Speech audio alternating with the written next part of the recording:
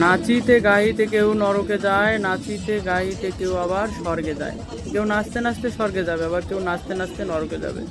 আজ আমাদের সনাতন ধর্মের ছেলেমেয়েরা হরিনাম সংকীর্তনে নাচে না, সেখানে তারা নৃত্য করতে লজ্জা পায়, অথচ তারা এই ধরনের গানে নাচতে কখনো লজ্জা ফিল করে না। তো কীভাবে আমাদের সনাতন ধর্মের উন্নতি হবে? আমরা এই ধরনের নৃত্য করে ভাইরাল করছি, কিন্তু হরিনামে নৃত্য করলে আমি নাচতে পারবো না, লজ্জা, আমি পারি না। কেন? হরিনামে নৃত্য করলে তো, কারণ মহাপ্রভু বলছে নাচো গাও করো হরিনাম সংকীর্তন, মহাপ্রভুর মধুর বচন।